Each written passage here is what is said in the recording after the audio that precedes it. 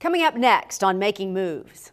I'm Karen Adams in downtown Jacksonville, where the U.S. Secretary of Transportation has arrived, giving us millions of dollars in grant money for autonomous vehicles. We'll have the story coming up. We'll take you back to 1989 to opening day of the Dames Point Bridge. Former Mayor Tommy Hazouri joins us in studio to give his recollection of that historic day. A new pedestrian and bicycle safety report is out. Has Jacksonville improved from its previous fourth worst ranking? I'm Donna Deegan. These stories and more right now on Making Moves.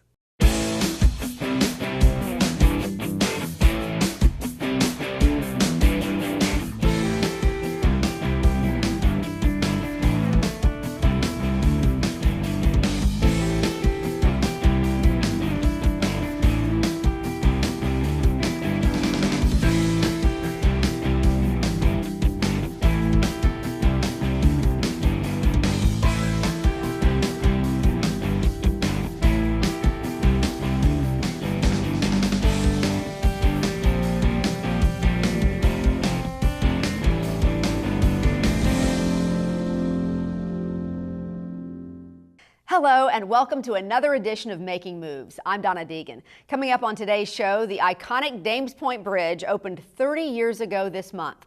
We'll take you back to 1989 to relive the excitement of opening day. Then former Jacksonville Mayor Tommy Hazouri joins me in studio to talk about what he remembers about the day the bridge opened and concerns many had that no one would use it.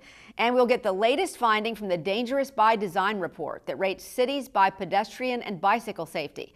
Has Jacksonville improved from its previous fourth worst ranking? But we begin with a visit to Jacksonville by the U.S. Secretary of Transportation, Elaine Chao. Secretary Chao was in town to officially congratulate the JTA and the city for earning a combined $25 million build grant. Making Moves correspondent Karen Adams has more on how the money will be used. So I think you've got to give yourself a great big round of applause and be really, really proud of what you have accomplished. It was a big day for the city of Jacksonville. U.S. Secretary of Transportation Elaine Chao traveled from Washington, D.C. to make the big announcement. The city is being awarded $25 million in federal grants. The department looked for projects that are innovative and include broadband service to underserved communities. We also look for public-private partnerships and also non-federal investments. Jacksonville, you should be very proud to know, scored especially well on all these criteria. Secretary Chao noted the Department of Transportation received more than 850 applications for build grant funding, of which only 91 projects were selected. And Jacksonville got one of them. Half of the $25 million grant will go to JTA to jumpstart the Bay Street Innovation Corridor that will feature autonomous vehicles. The other half will go to the city to develop the shipyards and riverfront. The important announcement brought out local leaders at all levels, including Congressman John Rutherford and Al Lawson, Mayor Lenny Curry, City Council President Aaron Bowman, New Florida FDOT Secretary John Tebow, along with JTA Chairman Kevin Holzendorf and CEO Nat Ford. We put together a business plan, we make the case for these grants, and then we go and we work and we get to know each other and we spend time together in Tallahassee and in Washington, and this is the result. This build grant is going to do remarkable transportation improvements in the Jacksonville area. We will be a model not only for our neighbors, but throughout the state of Florida and throughout the country. JTA's CEO Nat Ford has been on a mission to continue improving transportation and the quality of life for the citizens of Jacksonville ever since he arrived here a little more than 6 years ago. This build grant is just the latest proof that so far the mission is a huge success. The generous build grant that we have received from Secretary Chao will give the JTA to go into the next step in terms of transportation, and that's the implementation of the U2C project, our ultimate urban circulator. And we were successful in receiving a build grant to build the Bay Street Innovation Corridor. This project will deploy transportation in the form of autonomous vehicles that will incorporate smart technologies in that corridor. The corridor will run from the sports and entertainment complex at the east end of Bay Street all the way to the new JRTC, the Regional Transportation Center, at the western portion. It's on that stretch where the autonomous vehicles will be transporting people, both elevated on the Skyway and at ground level. The Bay Street project is just one step in expanding the current Skyway into a 10-mile autonomous network that will take the vehicles from downtown into adjacent neighborhoods. The network will be 4 times larger than the current system. JTA expects to launch the U2C network on Bay Street within 3 years. In Jacksonville, Karen Adams, JTA Making Moves. 30 years ago, the Dames Point Bridge, one of the true iconic structures in Northeast Florida, first connected Arlington with the city's north side. People from all over the area lined up for miles to be one of the first to drive across the new span. So with the help of the Channel 4 News team from 1989, let's relive the excitement of the opening of the Dames Point Bridge. There were the formalities, of course. JTA board members and the mayor posed for the cameras and later cut the obligatory ribbon. We've long been waiting for this. And without toll. By mid-morning, dignitaries took the first ride over the Dames Point Bridge.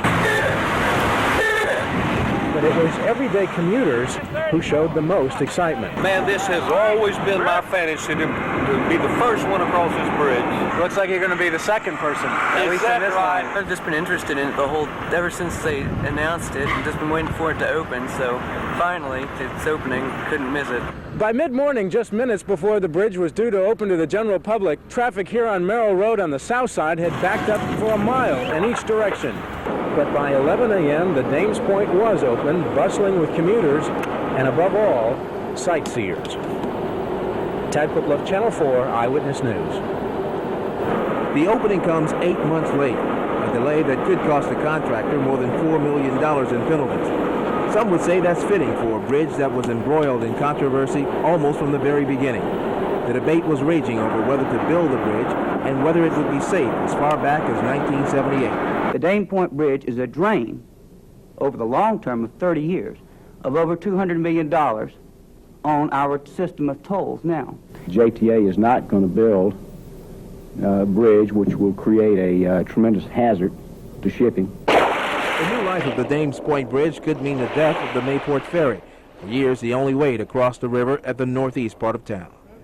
It was decades in the making, and just when it becomes a bridge to somewhere, that somewhere turns out to be a mighty small place, and for good reason. Getting to the Dames Point is limited to a handful of roads to the north and south. Traffic jams here just don't exist. In the bigger picture, the bridge was to connect with the 295 interstate loop around Jacksonville by way of the 9A connector road. So where is the multi-lane highway that's to put the Dames Point on Jacksonville's expressway map? It's on a drawing board, where it will likely stay for at least another year. The road's being redesigned because it slices right through sensitive wetlands, which environmentalists say must be protected. A lack of money is also to blame. The Florida Department of Transportation's bank account is tight, and building 9A is not at the top of the state's list of things to do. In fact, to speed things up, the Jacksonville Transportation Authority plans to pay for a third of the road's construction. Some bridge commuters already realize the no-traffic honeymoon won't last forever. Well, that'll come with time. At the earliest, a new road to this mammoth span of steel and concrete is 5 years away, which for now means 5 years of what could be very little traffic for a very big bridge. Mike Maychak, Channel 4 Eyewitness News. Great to see all that footage from all those years ago. Many thanks to Channel 4 for helping us experience what it was like on day one. But it was day 2 and beyond that really had many in the community concerned. JTA officials were convinced the bridge would be a catalyst for growth. If you build it, they will come mindset. Others, well, they weren't so convinced. One person who can give us a first-hand perspective on the mood in the city when the bridge opened is this man right here to my left. Tommy Hazouri, currently a Jacksonville city councilman. He was the Jacksonville mayor when the Dames Point Bridge opened back in 1989. And full disclosure, my cousin, despite what Wikipedia says. You know, Wikipedia says you're my uncle. instead of my cousin. When you're that much younger than me, they do call me uncle. See, he's trying to butter me up now. Welcome to Making Moves. Thank you. In any event, it's good to see you. So tell me about that day. What do you remember about that day? Well, it's not just the day. You know, you mentioned about me being in the legislature. You know, that bill came up in 1985 and didn't, get passed until then, rather. And so there was the controversy there, the bridge to nowhere, as you were saying. I remember that very well. I was one of the ones that said, yeah, we can build a bridge, but look at the height. You're trying to get these big ships coming in, and this was what a number of arguments were, trying to get these big ships under there, and it wouldn't fit under 160-foot height that they had. Right. They moved it to 175. I remember Marvin Edwards was a very big critic, pro and con, but he wanted it to 190 feet. And one of the other things was getting the boat under those currents and to making sure it didn't hit the pilings. So that was the big debate. But then it was opened, and it was great. It's opened up much like the Buckman Bridge. It opened up west side. This opened up north side, and it is 70,000 cars a day. I forget how many that go over there now. But the strange part about it?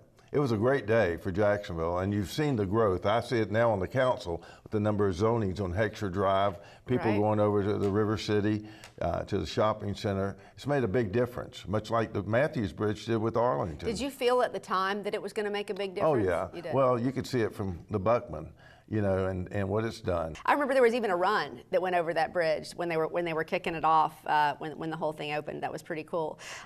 So for those viewers who are not old enough to remember Jacksonville in the late 80s or weren't here at that time,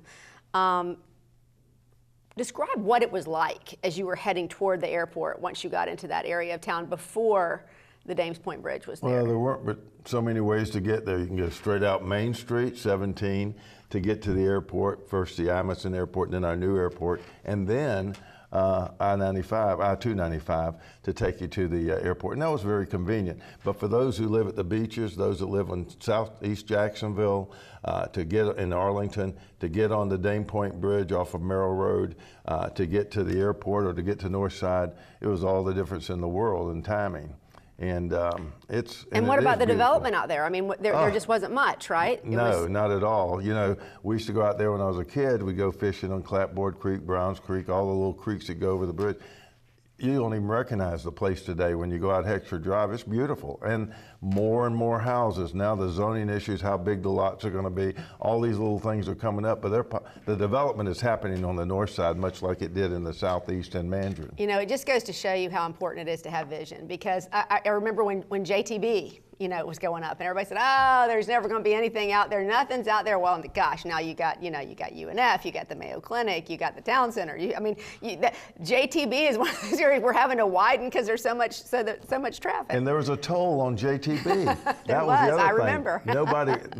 It was not making the money that they anticipated, so it went on the honor system. If you didn't have a quarter, you had to end up running it. And that was almost a joke in itself. But tolls kind of interacted during that whole period of time. But for those of you who are looking at the new Lexus lanes that are coming up, that's the state and the state legislature. No tolls are coming on our bridges and roads that we took off back in 1989. So I think that's important. Yeah. That will simply be something that you can, if you choose to, you can pay more to use those lanes, but you don't have to. But I don't think they're going to, no offense to JTA, or it's not the JTA, that they're going to pay for those roads with the Lexus lanes. But just to go back to JTB, that one of the good things that they've kept their word on, it's a limited access highway where they're not building on either side of the road. Mm-hmm. You get off and you go to Town Center, to Mayo, to all the other good places. But they're not, you don't see a lot of construction. After you pass Atlantic Boulevard, you see what it's like all the way to the beach with all the businesses and all, but no car lots, no retail, no anything except limited access, straight shot to the beaches. Yeah, that's a big deal. Well, so many JTA projects, underway now. Talk about the importance of things. We've talked about the Dames Point. We've talked about JTB and all that. Things like JRTC and the autonomous vehicle program. How important are those things? We have to keep up with the times. We need to get back on ground. Trying to build up downtown. The Skyway is going to work one day. It hasn't been that effective, obviously, for a lot of people. But there's a plan in place for that. But yes, and where they come down to retail, that's what you want. You want them on ground level, and with the automated cars, and then with the new building, the transportation facility downtown is gorgeous. Yes. And I would like one day, and I've talked to the director about hopefully whether use the train station, the old Prime Osborne, to have Amtrak back there like it was when we were growing up. That would be and cool. to have the train and have a multimodal system, buses, taxis, and the trains. And that would be great instead of having to go all the way out 90 to get to Amtrak. But they have to work out their deal with them. And now we have a bus station there for Greyhound. They have a facility themselves. So it's really a beautiful, beautiful building. It's very attractive. You've been around forever. Thanks for the warning, I know. And it's great to have you, Councilman Hazouri. We appreciate you being with us today and for all the insight. It's fun to watch it all come around. It's going to be interesting to see in the next several years how all this continues to grow downtown in the city. And it's fun to watch what JTA has done. And if you see all the accolades that have been received from all over the country, JTA's done a great job of keeping up with the times and really setting the pace for a lot of things around the country. Nat Ford has been a phenomenal person in leading what's happening. He knows, he's been to San Francisco, that was his last stop, I think, or Atlanta. He's been to all the major metropolitan areas. San Francisco, he was in charge of the trolleys, the cabs, the buses, everything.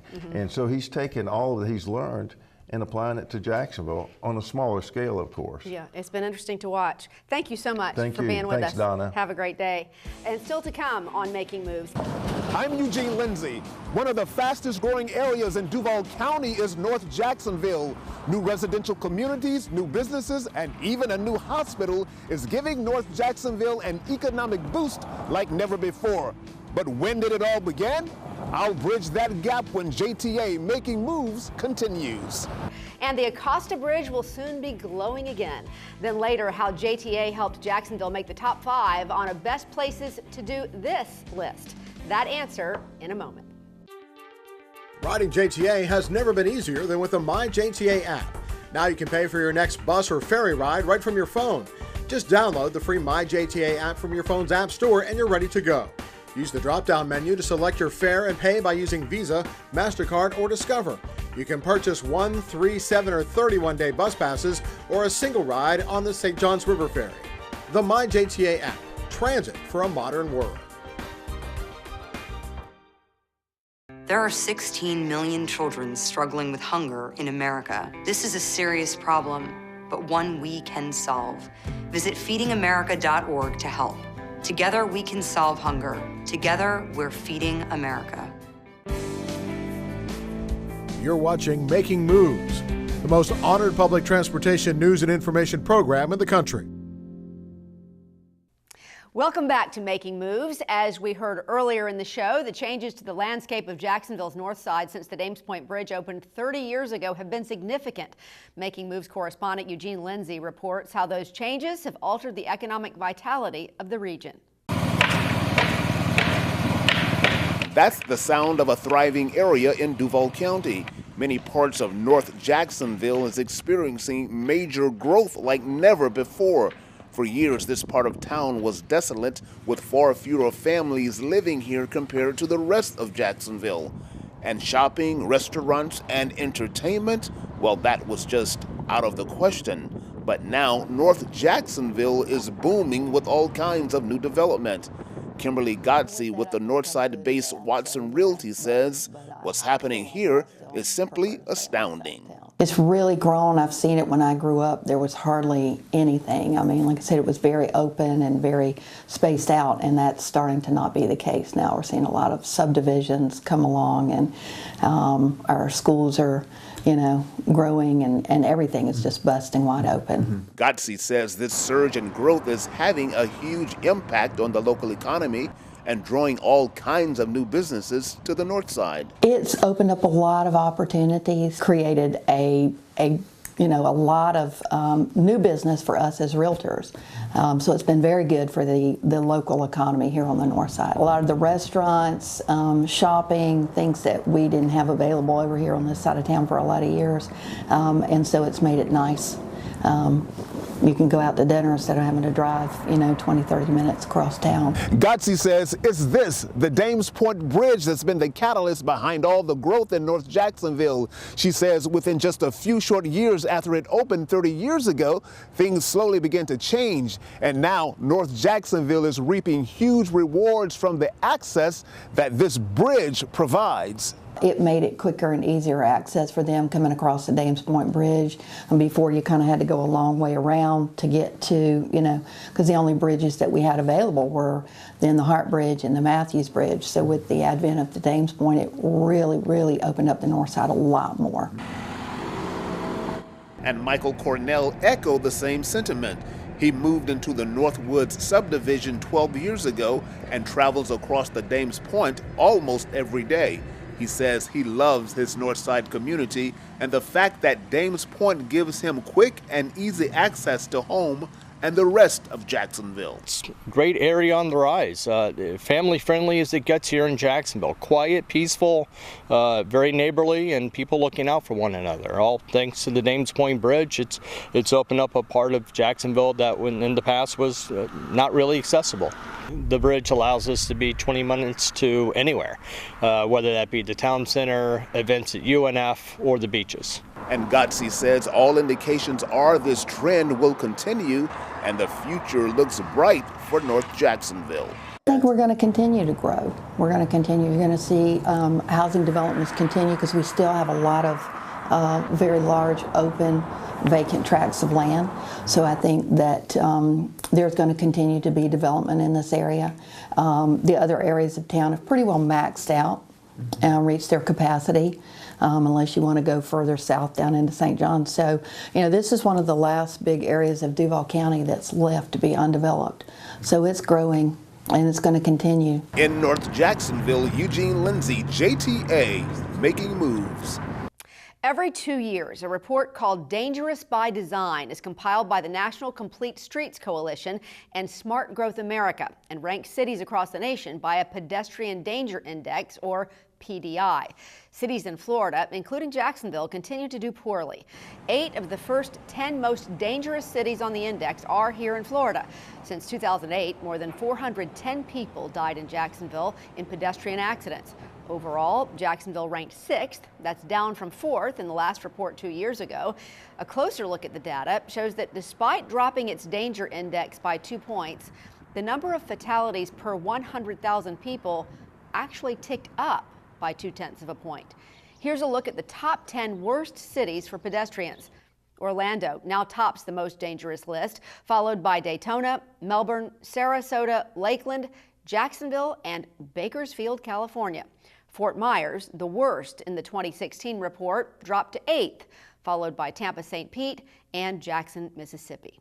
The fault lies in part with the infrastructure we have for pedestrians, but I also think pedestrians bear some responsibility for that, in that a lot of pedestrians aren't safe in the way they cross streets now. Some areas where some people, they're just not paying attention. And no one pays attention anymore because everybody's staring at their phone or thinking about something else they're doing, so they just walk out into the street. And if a car is going 30, 40 miles an hour down the road already, and then you just walk out in front of them, to expect the person who's driving to be able to immediately stop and save you from hitting them because you're not paying attention as a pedestrian. I mean, yes, as a driver you have a greater responsibility because you're in, a large vehicle, but I think as a pedestrian you have just as much responsibility as to be aware of your surroundings. We're a really spread out city. And so people that find themselves walking a lot, are crossing often very major roads. And, there's a lot of intersections that don't necessarily have crosswalk, indicators. And I think a lot of it boils down to careless driving. I think that drivers are not really paying attention. I think most of it is that there just isn't enough time to get across the streets. Drivers just watch where people are. I mean, people can make mistakes, but ultimately you're in charge of your vehicle. So while being ranked 6th on this list is not something to cheer about, new standards being implemented by the JTA and others could improve Jacksonville's status on this dubious list in the future. JTA's Complete Streets is one of the local programs tackling the pedestrian dangers issue by making critical infrastructure improvements, including sidewalks, crosswalks, lighting, bike lanes, and more. Experts point to the increase in distracted driving incidents as a problem area that most cities are facing today. Drivers are too busy doing other things in their vehicles that create unsafe conditions for pedestrians and bicyclists. Jacksonville's downtown skyline, known for its beautiful lighted bridges, has been lacking in recent years after the blue neon streak on the Acosta Bridge was turned off. Now, JTA is planning on restoring the Acosta lighting with a new, more advanced lighting system. The neon system, originally installed back in 1999, was turned off 3 years ago after safety concerns arose and repair costs proved to be excessive. The new $2.6 million system will replace the blue neon with color-changing LED lights. It offers the ability to change colors. So you can change really any color in the rainbow. You can have a single color across the whole bridge, or potentially for special events such as the 4th of July, you could have red, white, and blue alternating across the bridge. Before the work can begin, JTA says the Acosta Bridge lighting system must first undergo another inspection and state permits must be obtained. The authority says work should begin later this year or early next year and take about 15 months to complete. When we come back, how JTA helped put Jacksonville on a top 5 list. We'll tell you what it was right after the break. Because of you, I feel not alone in this world. And you let me know that it only takes one person to make you feel wanted.